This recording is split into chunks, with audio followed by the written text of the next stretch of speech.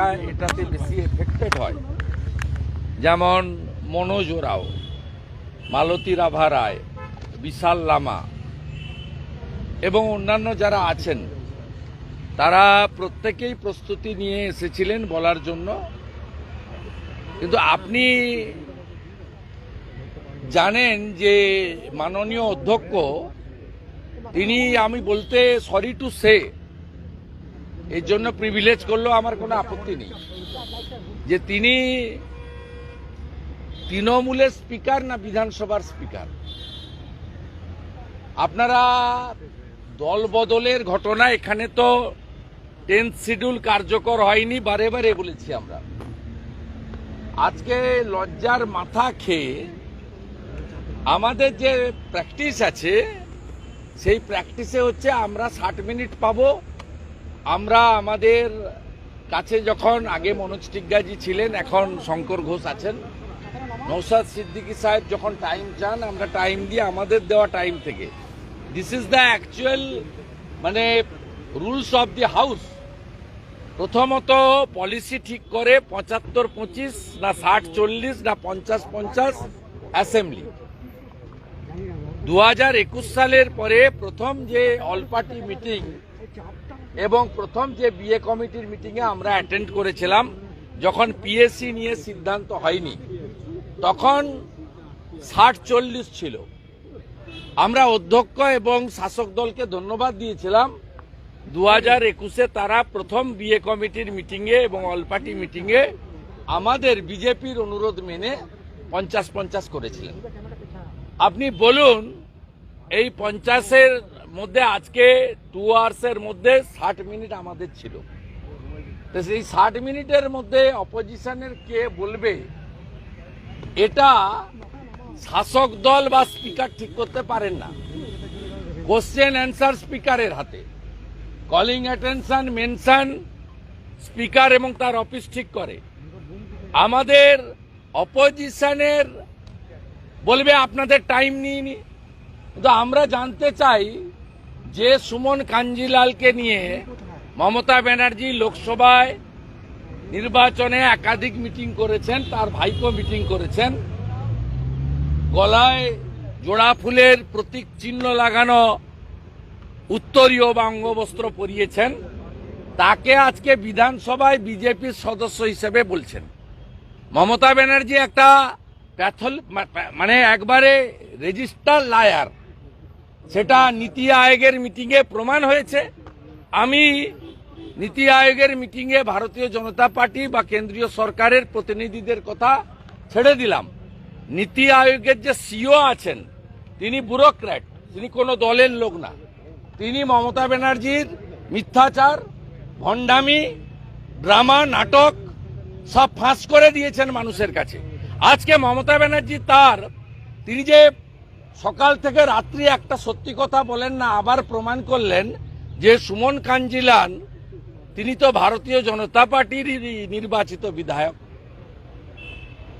আমাদের বিধায়করা বাধ্য হয়েছে এই অগণতান্ত্রিক, অবৈধ এবং এই রকম সুযোগ সন্ধানী সিদ্ধান্তের প্রতিবাদ করতে। প্রতিবাদের রাস্তা কি? অ্যাসেম্বলির ভিতরে মারামারি করবেন? প্রতিবাদের রাস্তা কি?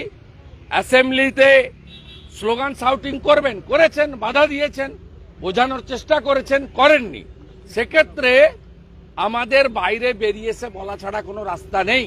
কারণ পশ্চিমবঙ্গ একমাত্র বিধানসভা যেখানে লাইভ ভিউ হয় না। পশ্চিমবঙ্গ একমাত্র বিধানসভা যেখানে ইলেকট্রনিক ভোটিং মেশিনে ভোট হয় না। 26 সালের পরে ডিলিমিটেশনে 294টা বেড়ে 300 হয়ে যাবে। 1/3 মহিলা রিজার্ভেশন হবে। এই সরকার, এই মুখ্যমন্ত্রী, তার কোনো পরিকল্পনা নেই যে 300 এমএলএ কে নিয়ে 1/3 মহিলা এমএলএ আসবেন, 26-এর পরে কোথায় বসাবেন। স্বাভাবিকভাবে মুখ্যমন্ত্রী আলোচনায় অংশগ্রহণ করা, বঙ্গভঙ্গ ইত্যাদি নিয়ে যেটা বলেছেন, তার সঙ্গে বাস্তবের কোনো মিল নেই। উনি পিএসসি, আজকে Rahul Gandhi leader of opposition হয়েছে, তার সম্মান, তার মর্যাদা কিভাবে নরেন্দ্র মোদীজির নেতৃত্বে সংসদীয় পরম্পরাকে মেনে দিচ্ছেন, আজকে দয়া করে অধ্যক্ষ এবং লিডার অব দ্য হাউস এইটুকু শুধু দেখুন। আমরা চাই না এই লিডার অব অপোজিশন সরকারের গাড়ি নেয় না, এই লিডার অব অপোজিশন সরকারের অ্যাকোমোডেশন নেয় না, অতএব আমার এগুলো প্রয়োজন নেই। কিন্তু এই কথাবার্তাগুলো উনি বন্ধ করুন। উনারা ভবিষ্যতে বিএ কমিটিতে এনে 169-এর অন্তর্ভুক্ত যে কোনো বিষয় আনতে পারেন। ভারতীয় জনতা পার্টি আলোচনায় অংশগ্রহণ করবে। ভারতীয় জনতা পার্টি তাদের মতামত এবারে নিট নিয়ে রেখেছে। এর আগে পশ্চিমবঙ্গ দিবস, বিএসএফ এর বিরুদ্ধে রেজুলেশন, ইডি সিবিআই এর বিরুদ্ধে রেজুলেশন, একাধিক বিষয়ে আমরা আমাদের মতামত রেখেছি। অনেক জায়গায় ডিভিশনও আমরা চেয়েছি। আগামী দিনে 31 এবং 1 তারিখে হাউসে ন্যায় সংহিতা বিল নিয়ে যে অবৈধ রেজুলেশন ওনারা প্রোগ্রামে দিয়েছেন, তারও বিরোধিতা ভারতীয় জনতা পার্টি হাউসের ভিতরে করবে। আমাদের স্ট্যান্ড খুব ক্লিয়ার। দাওয়াতে ইসলামের ডাক দেওয়া ফিরাদ হাকিম, তাকে বিজেপির এমএলএরা প্রশ্ন করবে না। তার দপ্তর নিয়ে তাকে উদ্দেশ্য করে কিছু বলবে না, এবং তিনি যতক্ষণ না প্রকাশ্যে ক্ষমা চেয়ে তার মন্তব্য প্রত্যাহার করেন, কোনো আলোচনায় তিনি যদি ভাষণ দেন, সেই সময়কাল আমরা তাকে বয়কট করব। তার বাইরে আমরা সমস্ত বিষয়ে আলোচনায় অংশগ্রহণ করে আমাদের মতামত নথিভুক্ত করি। ভবিষ্যতেও আমরা সেটা করব।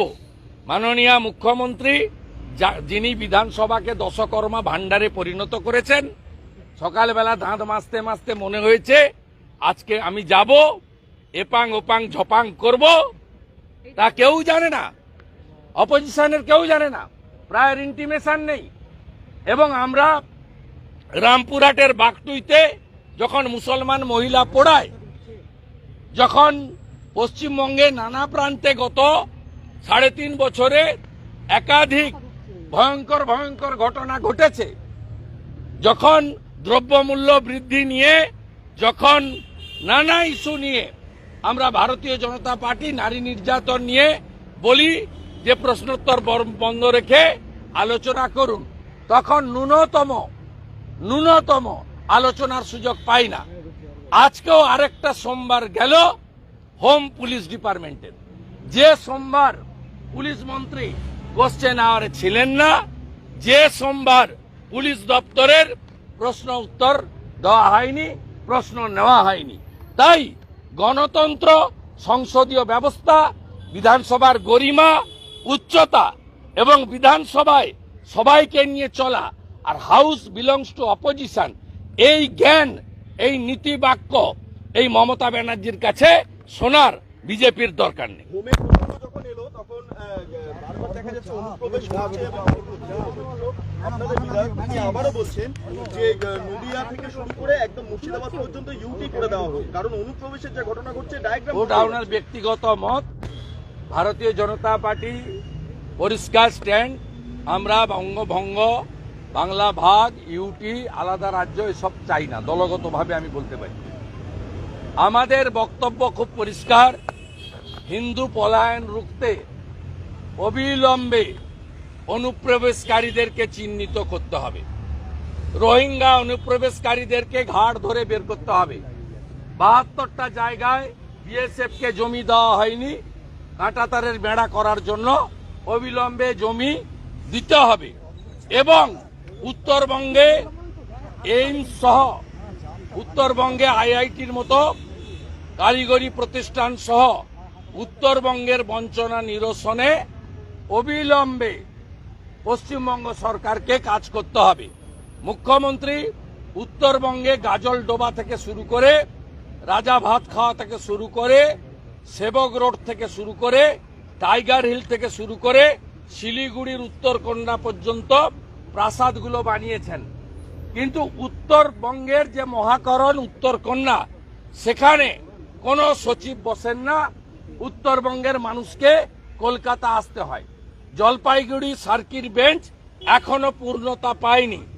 উত্তরবঙ্গের মানুষ কলকাতা আসবে না, তাদেরকে হাইকোর্টের পরিষেবা, তাদের মহাকরণের পরিষেবা উত্তরবঙ্গ থেকেই দিতে হবে। উত্তরবঙ্গের এই আবেদনের সঙ্গে ভারতীয় জনতা পার্টি আছে। ভারতীয় জনতা পার্টি সরকার তৈরি করে প্রথমেই উত্তরবঙ্গের বঞ্চনা, অভিমান এবং যুক্তিসঙ্গত যে দাবি, সেই দাবিগুলো আগে পূরণ করে উত্তরবঙ্গের মুখে হাসি ফোটাবে। মালদা, মুর্শিদাবাদ সহ 9টা জেলায় কাঁটাতারের বেড়া সম্পূর্ণ করে, রোহিঙ্গাদের চিহ্নিত করে চুলের মুঠি ধরে তাদেরকে বার করার কাজ ভারতীয় জনতা পার্টি করবে। প্রয়োজন হলে বিএসএফ, এনআইএ এবং সবার সাহায্য নিয়ে কেন্দ্র রাজ্য যৌথভাবে হিন্দুদের হোমল্যান্ড এই পশ্চিমবঙ্গকে বাঁচানোর কাজ করবে। ঠিক আছে, আর প্রশ্ন নেব না। বিকেল 5টার সময় বাংলাদেশের ডেপুটি হাই কমিশনারের কাছে আমার নেতৃত্বে 20 জন বিজেপি এমএলএ যাবে কিছু নির্দিষ্ট বিষয় নিয়ে।